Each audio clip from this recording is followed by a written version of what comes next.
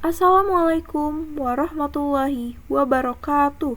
Perkenalkan, nama saya Mas Ayu Nadiatu Zahra dari kelas 11-3 yang akan menjelaskan tentang pembelahan sel. Yang pertama adalah mitosis dan amitosis.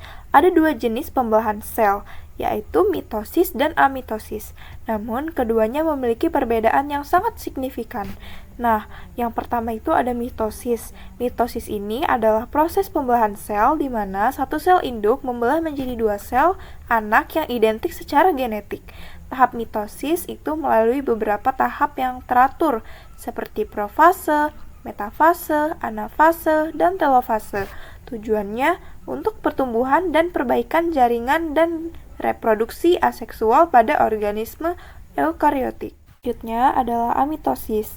Amitosis adalah proses pembelahan sel yang lebih sederhana dan langsung, di mana sel induk membelah menjadi dua tanpa melalui tahap-tahap yang kompleks seperti pada mitosis. Inti sel membelah secara langsung diikuti oleh pembelahan sitoplasma. Tujuannya reproduksi aseksual pada organisme uniseluler. Uniseluler ini seperti bakteri, beberapa protozoa, dan alga biru atau hijau. Yang kedua adalah mitosis dan juga meiosis.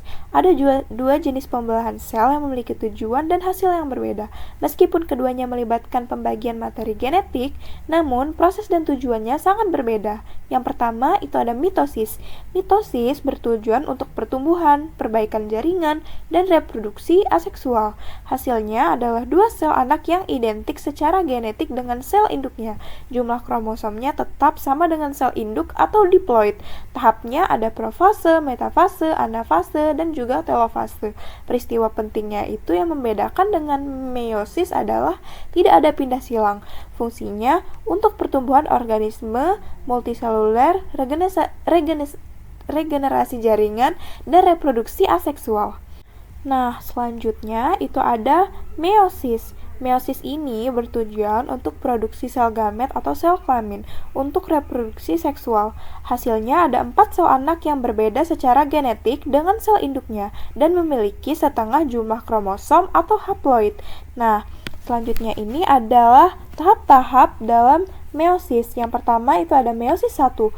Di dalamnya ada profase 1, metafase 1, anafase 1, dan juga telofase 1. Yang kedua itu ada meiosis 2. Tahapnya itu terdiri dari profase 2, metafase 2, anafase 2, dan juga telofase 2.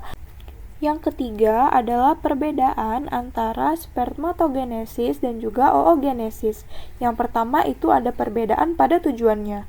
Tujuan dari spermatogenesis adalah menghasilkan sperma dalam jumlah besar untuk pembuahan, sedangkan oogenesis bertujuan untuk menghasilkan ovum atau sel telur dalam jumlah terbatas untuk pembuahan dan perkembangan embrio. Perbedaan yang kedua adalah lokasi. Lokasi spermatogenesis adalah terjadi pada tubulus seminiferus pada testis, sedangkan oogenesis terjadi pada ovarium. Selanjutnya adalah perbedaan waktu mulai. Waktu mulai spermatogenesis adalah dimulai pada saat pubertas dan berlanjut sepanjang hidup, sedangkan oogenesis itu dimulai pada tahap embrio, tetapi sebagian besar proses terjadi setelah pubertas. Perbedaan yang keempat adalah durasi proses. Durasi proses spermatogenesis itu relatif singkat, sedangkan oogenesis itu lebih lama. Yang kelima adalah jumlah gamet. Jumlahnya spermatogenesis itu jutaan sperma yang dihasilkan setiap hari, tetapi oogenesis satu ovum matang dihasilkan setiap siklus menstruasi.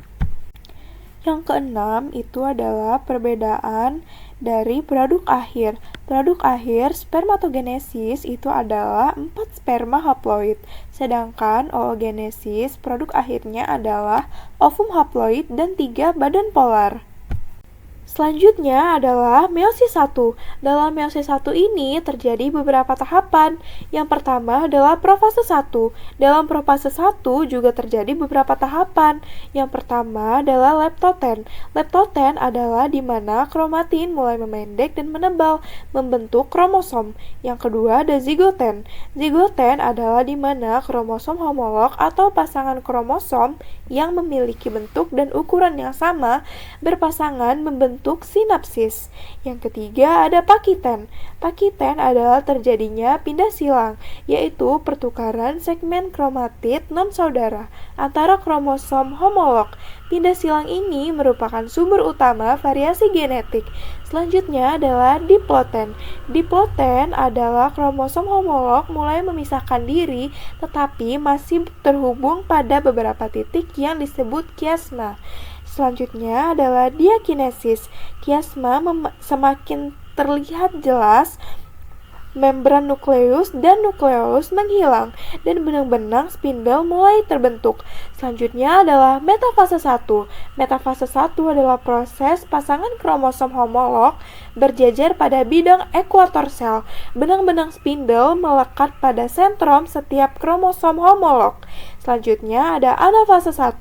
Di anafase 1 ini, pasangan kromosom homolog berpisah dan bergerak menuju kutub yang berlawanan.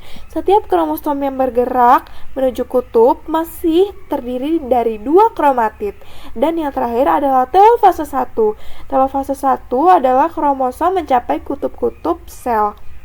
Membran nukleus dan nukleolus terbentuk kembali. Terjadi sitokinesis menghasilkan 2 sel anak yang haploid, setengah jumlah kromosom dari sel induk. Selanjutnya adalah oogenesis. Oogenesis adalah proses pembentukan sel telur atau ovum pada ovarium wanita. Proses ini dimulai sejak masa janin dan berlanjut hingga masa pubertas dan reproduksi. Tahap oogenesis yang pertama ada tahap perbanyakan atau mitosis. Terjadi pada masa janin ketika seorang perempuan masih dalam kandungan. Sel-sel induk telur yang disebut oogonium membelah secara mitosis berkali-kali untuk menghasilkan banyak oogonium. Oogonium kemudian tumbuh dan berkembang menjadi oosit primer. Yang kedua ada tahap pertumbuhan. Oosit primer mengalami pertumbuhan yang sangat pesat, ukurannya membesar dan berisi banyak cadangan makanan untuk perkembangan embrio nantinya. Pada tahap ini, oosit primer telah mencapai diploid dan memasuki profase meiosis 1, namun proses meiosis 1 terhenti sementara hingga masa pubertas. Yang ketiga adalah tahap pematangan.